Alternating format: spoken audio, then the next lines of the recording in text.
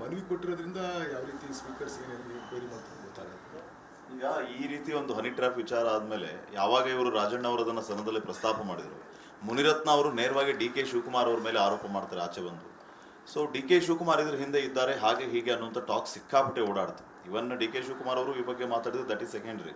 But ಈ ವಿಚಾರಗಳನ್ನು ತಾವು ಹೇಗೆ ಗಮನಿಸ್ತೀರಿ ಅಂತ? ಸರ್, ಮುನಿರತ್ನ ಅವರು ಅವರ ನಡವಳಿಕೆಗಳೇನು, ಅವರ ಕಾನ್ಸ್ಟಿಟ್ಯೂನ್ಸಿಗಳಿಗೆ ಯಾವ ರೀತಿ ನಡ್ಕೊಂಡಿದ್ದಾರೆ ಅವೆಲ್ಲವೂ ಕೂಡ ಮೀಡಿಯಾದಲ್ಲಿ ನೀವೇ ಎಲ್ಲ ತೋರಿಸಿದ್ದೀರ. ಅದು ಸತ್ಯ ಇಲ್ದಲೇ ಆ ರೀತಿ ಎಲ್ಲ ಹೇಳಲಿಕ್ಕೆ ಸಾಧ್ಯ ಇಲ್ಲ. ಮುನಿರತ್ನ ತಲೆಕೆಟ್ಟು ಜೈಲಲ್ಲೆಲ್ಲ ಇದ್ದು ಬಂದ್ರಲ್ಲ, ತಲೆಕೆಟ್ಟು ಶಿವಕುಮಾರ್ ಮೇಲೆ ಹೇಳ್ತಾ ಇದ್ದಾರೆ. ಅವ್ರಿಗೆ ಈಗ ಈ ರಾಜ್ಯದಲ್ಲಿ ಯಾರೇ ಏನು ಮಾಡಿದ್ರು ಶಿವಕುಮಾರ್ ಡಿ.ಕೆ. ಶಿವಕುಮಾರ್ ಅಂತ ಭಾವನೆಯಲ್ಲಿ ಹುಟ್ಟಾಗ್ತಕ್ಕಂಥದ್ದು ಆಗ್ತಾ ಇದೆ. ಅದರಿಂದ ಶಿವಕುಮಾರ್ ಅವರೇನು ಇದರಿಂದ ಏನು ವಿಚಲಿತರಾಗಲ್ಲ. ಅವರು ಗಟ್ಟಿ ಮನುಷ್ಯ. ಇವರು ಸುಮ್ಮನೆ ಬೇಕು ಅಂತ ಶಿವಕುಮಾರ್ ಮೇಲೆ ಆಪಾದನೆ ಮಾಡ್ತಾರೆ ಬಿಟ್ಟರೆ ಅದರಲ್ಲಿ ಯಾವುದೇ ರೀತಿಯಾಗಿರ್ತಕ್ಕಂಥ ಸತ್ಯ ಇಲ್ಲ, ಸತ್ಯಕ್ಕೆ ದೂರವಾಗಿರ್ತಕ್ಕಂಥ ವಿಚಾರ. ಮೊನ್ನೆ ತಾವು ಹೇಳ್ತಾ ಇದ್ರಿ ಹನಿ ಹುಡ್ಕೊಂಡು ಹೋದ್ರೆ ಅಲ್ವಾ ಟ್ರ್ಯಾಪ್ ಆಗೋದು ಅಂತ ಹೇಳಿ. ಹನಿ ಹುಡ್ಕೊಂಡು ಹೋದವ್ರು ಯಾರು, ಟ್ರ್ಯಾಪ್ ಆಗಿದ್ದು ಯಾರು ಅನ್ನೋದೇ ಒಂದು ಬಿಗ್ ಕ್ವಶನ್. ಸರ್, ನಾನು ಹೇಳಿದ್ದು ಅಂದರೆ ಟ್ರ್ಯಾಪ್ ಆಗ್ತೀವಿ ಅಂತಂದರೆ ಹನಿ ಹುಡುಕೊಂಡು ಹೋದಾಗ ನಾವು ಟ್ರ್ಯಾಪ್ ಆಗ್ತೀವಿ ಅಲ್ವಾ ಸರ್? ನಮ್ಮ ಮನೇಲಿದ್ದರೆ ನಮ್ಮನ್ನು ಯಾರು ಬಂದು ಟ್ರ್ಯಾಪ್ ಮಾಡ್ತಾರೆ? ಆಯಿತು, ಹೆಣ್ಮಕ್ಳನ್ನ ಪೂಜ್ಯ ಭಾವದಿಂದ ನೋಡಿದರೆ ಯಾರು ನಮ್ಮ ಹತ್ರ ಬರ್ತಾರೆ ಅಲ್ವಾ? ನಾವು ಅದಕ್ಕೆ ಅಟೆಂಪ್ಟ್ ಮಾಡಿದಾಗ ಆಟೋಮೆಟಿಕಲಿ ನಮ್ಮನ್ನು ಟ್ರ್ಯಾಪ್ ಮಾಡೋದು ಇದ್ದೇ ಇರ್ತಾರೆ. ಅದರಿಂದ ಕೇವಲ ಒಬ್ಬೊಬ್ಬರು ಒಂದು ಕಡೆಯಿಂದ ಈ ಒಂದು ಹನಿ ಟ್ರ್ಯಾಪ್ ಆಗಲ್ಲ. ಎಲ್ಲರೂ ಸೇರಿದಾಗ ಹನಿ ಟ್ರ್ಯಾಪ್ ಆಗ್ತದೆ. ನಮ್ಗೆ ಆಚಾರ ಸರಿ ಇದ್ದಾಗ ಸಿಗಾಕಂತಾರೆ, ಕೆಲವರು ಹಂಗೆ ಬಚಾವಾಗಿರ್ತಾರೆ. ಇವೆಲ್ಲ ನಾನು ಪ್ರಸ್ತಾಪ ಮಾಡಿದ್ದೆ. ಯಾಕೆಂದರೆ ಈಗ ನೀವು ಸುಮಾರು ಜನ ಕೋರ್ಟಲ್ಲಿ ಯಾವುದೂ ಕ್ಯಾಸೆಟ್ ಬಿಡುಗಡೆ ಮಾಡಬಾರ್ದು, CD ಬಿಡುಗಡೆ ಮಾಡಬಾರ್ದು ಅಂತ ಸ್ಟೇ ಆಗ್ತಾ ಇರ್ತಕ್ಕಂಥದ್ದು ಏನು ಪ್ರಮೇಯ ಉದ್ಭವ ಆಗಿರ್ತಕ್ಕಂಥದ್ದು ಏನು?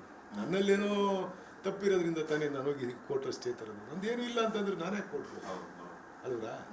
ಇದೆಲ್ಲ ನೋಡಿದಾಗ ಸಾರ್ವಜನಿಕರಿಗೆ ನಾವು ಏನು ಸಂದೇಶ ಕಳಿಸ್ತೀವಿ, ನಮ್ಮ ಬಗ್ಗೆ ಎಷ್ಟು ಕೆಟ್ಟ ಭಾವನೆ. ಈಗಾಗಲೇ ಆಲ್ರೆಡಿ ನಮ್ಮನ್ನೊಂಥರ ಜೋಕರ್ಗಳು ಮಾಡ್ಕೊಂಡವ್ರು ಜನ. ನಮಗೆ ಯಾವ ರೀತಿಯಾಗಿರ್ತಕ್ಕಂಥ ಗೌರವ, ನಾನು ಹಿಂದೆ ಈಗ 25 ವರ್ಷದಾಗ ಜನದ ಹತ್ರ ಹೋದಂಥ ಸಂದರ್ಭದಲ್ಲಿ ಜನರು ಎಷ್ಟು ಯಾವ ರೀತಿ ಸ್ಪಂದಿಸ್ತಿದ್ರು, ಈಗ ಹಂಗೆ ಜನರ ಭಾವನೆಗಳಿದ್ದಾವೆ. ಅವೆಲ್ಲವೂ ಕೂಡ ನಾವು ಅರ್ಥ ಮಾಡ್ಕೊಬೇಕಾಗುತ್ತೆ. ಈ ಸಾರ್ವಜನಿಕ ರಂಗದಲ್ಲಿ ಇರ್ತಕ್ಕಂಥವ್ರು ಅವೆಲ್ಲ ಅರ್ಥ ಮಾಡ್ಕೊಂಡೇ ನಡಿಬೇಕಾಗುತ್ತೆ. ಈ ಪಬ್ಲಿಕ್ ಹೇ ಸಬ್ ಜಾನ್ತಿ ಹೇ ಅನ್ನೋಂಥ ಮಾತಿದೆ. ನಾವು ಎಷ್ಟೇ ಪ್ರಾಮಾಣಿಕವಾಗಿ ನಡೆದುಕೊಂಡ್ರು ಇವ್ರ ಅಸಲಿಯತ್ತೇನೋ ಅನ್ನೋಂಥದ್ದು ಜನರಿಗೆ ಅರ್ಥ ಮಾಡ್ಕೊಳ್ಳೋಕೆ ಕಷ್ಟ ಆಗಲ್ಲ ಅನ್ಸುತ್ತೆ. 100% ಈ ಕಾಲದಲ್ಲಿ ಭಾರಿ ಬುದ್ಧಿವಂತ ಜನ. ನಾನು ಏನಾರ ಒಂದು ಸ್ಟೇಟ್ಮೆಂಟ್ ಕೊಟ್ಟರೆ ಇವನು ಇದಕ್ಕೆ ಕೊಡ್ತಾವನಿ ಅಂತ ಹೇಳ್ಬಿಟ್ಟು ಅವ್ರು ಇಮ್ಯಾಜಿನ್ ಮಾಡ್ಕೊಂಡು ಟೀ ಅಂಗಡಿ ಪೆಟ್ಟಿಗೆ ಅಂಗಡಿ ಮಾತಾಡ್ತಿರ್ತಾರೆ. ನೀವು ಅಷ್ಟು ಸುಲಭನಾಗೆ ಜನರ ಹತ್ರ ನಾವು ಯಾಮಾರ್ಸೋಕ್ಕಾಗಲ್ಲ.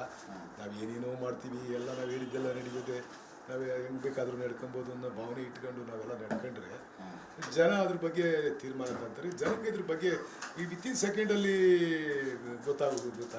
ಅದರಲ್ಲಿ ನೀವು ಬೇರೆ ಮೀಡಿಯಾದಾಗ ಬೇರೆ ಇದ್ದೀರಾ, ನೀವು ಬಿಚ್ಚಿ ಹೇಳ್ತೀರಾ, ಇವನು ಇದಕ್ಕೆ ಹೇಳ್ತಾವನೆ, ಇದಕ್ಕೆ ಈ ಥರ ಹೇಳ್ತಾರೆ ಅಂತ. ನಾವು ಯಾವುದಾನ ಒಂದು ವಿಚಾರ ಪ್ರಸ್ತಾಪ ಮಾಡಿದ್ರೆ ಅದಕ್ಕೆ ಸ್ಟಿಕರ್ ಆಗಿರಬೇಕು. ನಾವು ಯಾವುದಾನ ವಿಚಾರ ಪ್ರಸ್ತಾಪ ಮಾಡೋದಕ್ಕೆ ಮೊದಲು ಅದು ಸತ್ಯ ಇದೆಯಾ ಇಲ್ವಾ, ನಡೆದಿದೆಯಾ ಘಟನೆ ಅನ್ನೋದ್ರ ಬಗ್ಗೆ ಮನವರಿಕೆ ಮಾಡ್ಕೊಂಡೇ ನಾವು ಮಾತಾಡಬೇಕು. ಸುಮ್ಮನೆ ಮಾತಾಡಿ ಅದರಲ್ಲಿಂದ ಏನೋ ಬೆನಿಫಿಟ್ ತಗೋಬೋದು ನಮ್ಮ ದೃಷ್ಟಿ ಇಟ್ಕೊಂಡು ಮಾತನಾಡಿದರೆ ಇದು ತಪ್ಪು. ಜನರು ಬುದ್ಧಿವಂತರಿದ್ದಾರೆ. ಸರಿ, ಹನಿ ಟ್ರ್ಯಾಪ್ ಬಾಂಬ್ ಸಿಡಿಸಿದ ಮೇಲೆ ಕಾಂಗ್ರೆಸ್ನಲ್ಲಿ ಆಂತರಿಕವಾಗಿ ಏನೆಲ್ಲ ಚರ್ಚೆಗಳಾಯಿತು? ತಮ್ಮ ಗಮನಕ್ಕೆ ಏನಾದ್ರು ಇದೆಯಾ? ಸರ್, ನಮ್ಮ ಕಾಂಗ್ರೆಸ್ನಲ್ಲಿ ಏನೂ ಚರ್ಚೆ ಆಗಿಲ್ಲ. ಏನೂ ಚರ್ಚೆ, ಕೆಲವ್ರ ಬಗ್ಗೆ ಪಕ್ಷದಲ್ಲಿ ಯಾವುದೇ ರೀತಿಯಾಗಿರ್ತಕ್ಕಂಥ ಚರ್ಚೆ ಮಾಡ್ತಕ್ಕಂಥ ನೆಸಿಟಿನೂ ಇಲ್ಲಿ ಇರಲ್ಲ. ಕೆಲವರು ಬಾಯ್ಚಟ್ಟಕ್ಕೆ ಮಾತಾಡ್ತಾನೇ ಇರ್ತಾರೆ. ಇದನ್ನೆಲ್ಲ ಏನು ಮಾಡೋಕ್ಕಾಗುತ್ತೆ? ಮಾತಾಡ್ಕೊಂಡು ಹೋಗ್ತಿರ್ತಾರೆ ಅಷ್ಟೇ. ರಾಜೇಂದ್ರ ಅವರ ಸಂದರ್ಶನ ನಾನು ಮಾಡಿದೆ. ಅವಾಗ ಹೇಳಿದರು ವಿಡಿಯೋ ಕಾಲ್ ಮಾಡ್ತಾಯಿದ್ರು ಹನಿ ಟ್ರ್ಯಾಪ್ ಮಾಡೋಕ್ಕೆ. ಕೆಲವು ನಂಬರ್ಗಳನ್ನು ನಾನು ನೋಟ್ ಮಾಡ್ಕೊಂಡಿದ್ದೀನಿ. IGP ಅವ್ರಿಗೆ ಕಂಪ್ಲೇಂಟ್ ಕೊಡುವಾಗ ಆ ನಂಬರ್ಗಳನ್ನು ಕೊಡ್ತೀನಿ ಅಂತ. ಈಗ ನೋಡಿದರೆ ಕಂಪ್ಲೀಟ್ಲಿ ಸೀನೇ ಚೇಂಜು. ನನ್ನ ಮೇಲೆ ಕೊಲೆಗೆ ಪ್ರಯತ್ನ ಆಗಿತ್ತು, 5 ಲಕ್ಷ ಅಡ್ವಾನ್ಸ್ ಕೊಟ್ಟಿದ್ದಾರೆ ಕೊಲೆಗೆ ಅಂತೆಲ್ಲ ಹೇಳ್ತಿದ್ದಾರೆ. ಅದ್ರ ಬಗ್ಗೆ ನೀವೇ ವಿಮರ್ಶೆ ಮಾಡಬೇಕು, ನಾನೇನು ಹೇಳೋಕ್ಕಾಗುತ್ತೆ? FIR ಅಲ್ಲೂ ಆಗಿದೆ. ನಾನು ನೋಡಿದಂಥ ಸಂದರ್ಭದಲ್ಲಿ, TV ಮತ್ತು ಮಾಧ್ಯಮದಲ್ಲಿ ನೋಡಿದಂಥ ಸಂದರ್ಭದಲ್ಲಿ ನನಗೂ ಆಗಿತ್ತು, ನಮ್ಮ ತಂದೆಯವ್ರಿಗೂ ಆಗಿತ್ತು ಅಂತಕ್ಕಂಥ ವಿಚಾರ ಪ್ರಸ್ತಾಪ ಮಾಡಿದರು. ಈಗ ನನ್ನ ಮೇಲೆ ಹನಿ ಟ್ರ್ಯಾಪ್ ಆಗಿಲ್ಲ, ನಮ್ಮ ತಂದೆ ಹತ್ರ ಹನಿ ಟ್ರ್ಯಾಪ್ ಆಗಿದೆ, ನನಗೆ ಥ್ರೆಟ್ ಕೊಲೆ ಬೆದರಿಕೆ ಇದೆ ಅಂತಕ್ಕಂಥದ್ದು ಪ್ರಸ್ತಾಪ ಮಾಡಿದ್ದಾರೆ. ಏನೋ ಗೊತ್ತಿಲ್ಲ, ಅವ್ರನ್ನೇ ಕೇಳಬೇಕು. ಸರ್, ಏನು ರಾಜಕಾರಣ ಅಂದರೆ ಏನು ಉದ್ದೇಶ ಈ ರಾಜಣ್ಣ ಮತ್ತು ರಾಜೇಂದ್ರ ಅವ್ರದ್ದು? ಗೊತ್ತಿಲ್ಲ ಸರ್, ನಮಗೇನು ಗೊತ್ತಾಗುತ್ತೆ ಸರ್. ತುಮಕೂರವರು, ನೀವು ಅವರು ತುಮಕೂರವರು? ಸರ್, ಅವರು ತುಮಕೂರವರು, ನಾನು ತುಮಕೂರವರು. ನಮಗೆ ಅವ್ರಿಗೆ ಯಾವುದೇ ರೀತಿಯಾಗಿರ್ತಕ್ಕಂಥ ಇತ್ತೀಚಿನ ದಿನಗಳಲ್ಲಿ ಕಾಂಟ್ಯಾಕ್ಟ್ ಇಲ್ಲ. ನಾನು ಅವ್ರ ಹತ್ರಕ್ಕೆ ಹೋಗಿಲ್ಲ. ಇದಾದ್ಮೇಲೆ ಅವ್ರು ಮಾತಾಡ್ಸೋದು ಆಗಿಲ್ಲ? ಇಲ್ಲ, ನಾನು ಅವ್ರು ಮಾತಾಡ್ಸಿಲ್ಲ ಸರ್. ಸರ್, ಏನಾಗಬೇಕು ಆ್ಯಕ್ಚುಲಿ ಇಂಥ ಕೇಸ್ಗಳಾದಾಗ? ನೀವು ಈಗ ರೂಲಿಂಗ್ ಪಾರ್ಟಿಯಲ್ಲಿರೋರು, ಇಂಥ ಪ್ರಕರಣಗಳಿಂದ ಸಹಜವಾಗಿ ಇದು ಪಾರ್ಟಿಗೂ ಸೆಟ್ ಬ್ಯಾಕು, ಗೌರ್ಮೆಂಟ್ಗೂ ಒಂದು ರೀತಿ ಬ್ಯಾಡ್ ಕಮೆಂಟ್ ಬರೋ ರೀತಿಯಲ್ಲಿ ಆಗುತ್ತೆ. ಸೊ ಇದಕ್ಕೆ ಒಬ್ಬ ಹಿರಿಯರಾಗಿ, ನೀವು ಅನುಭವಿ ರಾಜಕಾರಣಿಯಾಗಿ ಏನು ಆಗಬೇಕು ಅಂತ ಬಯಸ್ತೀರಿ? ಸರ್ ಇದಕ್ಕೆ ನಾನು ಪ್ರಥಮವಾಗಿ ಹೇಳ್ತಕ್ಕಂಥದ್ದು ಇದಕ್ಕೆ ಸರ್ಕಾರಕ್ಕೆ ಯಾವುದೇ ರೀತಿ ಮುಜುಗರ ಇಲ್ಲ, ಪಕ್ಷಕ್ಕೂ ಯಾವುದೇ ರೀತಿಯಾಗಿರ್ತಕ್ಕಂಥ ಮುಜುಗರ ಆಗುತ್ತೆ ಅಂತ ನಾನು ಭಾವಿಸಲ್ಲ. ಯಾಕೆಂದರೆ ಅದು ಅವರ ವೈಯಕ್ತಿಕ ವಿಚಾರ. ಆ ವೈಯಕ್ತಿಕವಾಗಿ ಐತಿದ್ರೆ ಅವರು ಪರಿಶುದ್ಧರಾಗಿ ಈಚೆಗೆ ಬರಬೇಕು ಅಂತಂದರೆ ಅವರು ಪೊಲೀಸ್ ಕಂಪ್ಲೇಂಟ್ ಕೊಡಬೇಕು, FIR ಆಗಬೇಕು, ಇದ್ರ ಬಗ್ಗೆ ತನಿಖೆ ಆಗಬೇಕು, ಸತ್ಯಾಸತ್ಯತೆಗಳು ಈ CD ಸತ್ಯಾಸತ್ಯತೆಗಳ ಬಗ್ಗೆ ಜನರಿಗೆ ಗೊತ್ತಾಗಬೇಕು. ನಾವೆಲ್ಲ ಜನರಿಗೆ ಆನ್ಸರಬಲ್ ಆಗಿರ್ತಕ್ಕಂಥವ್ರು, ಜನರಿಂದ ಆಯ್ಕೆಯಾಗಿ ಬಂದಿರ್ತಕ್ಕಂಥವ್ರು, ಅವರಿಗೆ ಸತ್ಯ ಗೊತ್ತಾಗಬೇಕಾಗುತ್ತೆ. ಸಮಾಜದಲ್ಲಿ ನನ್ನ ವ್ಯಕ್ತಿತ್ವ ನಾನು ಪರಿಶುದ್ಧ ಆಗಿದ್ದೀನಿ ಅಂತಕ್ಕಂಥದ್ದು ನಾವು ತೋರಿಸ್ಕೊಬೇಕಾಗುತ್ತೆ. ಮತ್ತು ಎಂಕ್ವೈರಿ ಆದರೆ ಈ ಥರ ಅಟೆಂಪ್ಟ್ ಮಾಡೋರು ಯಾರು ಇದ್ದರೆ ಅವರಿಗೂ ಕೂಡ ತಕ್ಕ ಶಿಕ್ಷೆ ಆದಾಗ ಬಹುಶಃ ಇದು ಮುಂದಿನ ದಿನಗಳಲ್ಲಿ ಈ ರೀತಿ ಮಾಡ್ತಕ್ಕಂಥವ್ರಿಗೂ ಒಂದು ಪಾಠ ಆಗುತ್ತೆ. ಎಂಕ್ವೈರಿ ಆಗಬೇಕು ಸರ್. ಮೇನ್ಲಿ ಈಗ ಕರ್ನಾಟಕದ ಜನರಲ್ಲಿ ದೊಡ್ಡ ವಿಚಾರ ಮಾತು ಎಲ್ಲ ಕಡೆನೂ ಕೇಳಿ ಬರ್ತಾ ಇರೋದು ಪವರ್ ಶೇರಿಂಗ್ ವಿಚಾರ. 2.5 ವರ್ಷ ಸಿದ್ದರಾಮಯ್ಯ, 2.5 ವರ್ಷ DK ಶಿವಕುಮಾರ್, ಈಗ 2.5 ವರ್ಷ ಮುಗಿತಾ ಬಂತು, ಅದಕ್ಕೆ ಈ ರೀತಿಯ ಪ್ರಹಸನಗಳು ನಡೀತಾ ಇದೆ ಅಂತ ಏನು ಹೇಳ್ತೀರಿ ತಾವು ಇದಕ್ಕೆ? ಸರ್ ಅದ್ರ ಬಗ್ಗೆ ನನಗೆ ಏನು ಗೊತ್ತಿಲ್ಲ ಸರ್. ಹೈಕಮಾಂಡ್ ಲೆವೆಲ್ಲಾಗೆ ಸಿದ್ದರಾಮಯ್ಯವರು ಮತ್ತು ರಾಷ್ಟ್ರ ಮಟ್ಟದ ನಾಯಕರುಗಳು DK ಶಿವಕುಮಾರ್ ಅವರು ಏನೇನು ಪ್ರಸ್ತಾಪ ಮಾಡ್ಕೊಂಡಿದ್ದಾರೆ ಗೊತ್ತಿಲ್ಲ ನಮಗೆ. ಗೊತ್ತಿಲ್ಲದ ನಾವು ಸುಮ್ಮನೆ ಇಲ್ಲಿ ಕೂತ್ಕೊಂಡು ಆದಿ ಬೀದಿಲಿ ಚರ್ಚೆ ಮಾಡ್ತಕ್ಕಂಥದ್ದು ಸರಿಯಲ್ಲ.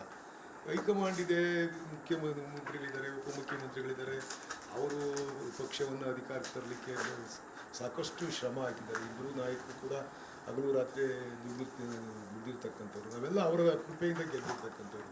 ನಾವು ಯಾರೂ ಈಗ ನಾವು ಮಾತನಾಡೋರು ಯಾರು ನನ್ನ ಕೈಲಿ ಒಬ್ಬನ ಗೆಲ್ಸ್ಕೊಂಬರೋಕ್ಕಾಗಲ್ಲ. ಯಾರ್ಯಾರು ನಾವು ಮಾತಾಡ್ತೀವಿ ಅವ್ರ ಕೈಲಿ ಯಾರು ಶಾಸಕನ ಗೆಲ್ಸ್ಕೊಂಬರೋ ಅಷ್ಟು ಶಕ್ತಿ ಯಾರಿಗೂ ಇಲ್ಲ. ಹಂಗಿರ್ತಕ್ಕಂಥ ಸಂದರ್ಭದಲ್ಲಿ ನಾವು ನಮ್ಮ ಕೆಲಸ ಮಾಡ್ಕೊಂಡು ಹಚ್ಕಟ್ಟೋಗಿ ಹೋದ್ರೆ ಸಾಕು ಅಂತ ನಾನು ಭಾವಿಸ್ಕೊಂಡು. ನಿಮ್ಮ ಜಿಲ್ಲೆಯಿಂದನೇ ರೇಸ್ ಜಾಸ್ತಿ ಇದೆಯಲ್ಲ ಸರ್. ಪರಮೇಶ್ವರ್ ಹೋದಲ್ಲಿ ಬಂದಲ್ಲಿ ಮುಂದಿನ CM ಅಂತ ಅನೌನ್ಸ್ ಮಾಡ್ತಿದ್ದಾರೆ, ಘೋಷಣೆ ಮಾಡ್ತಾರೆ ಅವ್ರ ಬೆಂಬಲಿಗರು. ಗೊತ್ತಿಲ್ಲ ಸರ್, ನನಗೆ ಗೊತ್ತಿಲ್ಲ.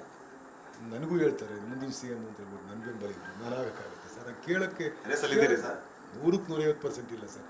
ನಾನು ಅಧಿಕಾರದ ಆಸೆಯಿಂದ ಅಧಿಕಾರಕ್ಕೆ ಇಟ್ಕೊಂಡು ಅದ್ರ ಬೆನ್ನತ್ತಿ ಹೋಗ್ತಕ್ಕಂಥದ್ದು, ಅಧಿಕಾರ ಬೇಕು ಅಂತ ಹೋಗ್ತಕ್ಕಂಥ ಮನುಷ್ಯನೇ ಅಲ್ಲ. ನನಗೆ ನನ್ನ ತಾಲೂಕಿನ ಜನ ಕೊಟ್ಟಿರ್ತಕ್ಕಂಥ ಅಧಿಕಾರದ ತೃಪ್ತಿ ಇದ್ದೀನಿ.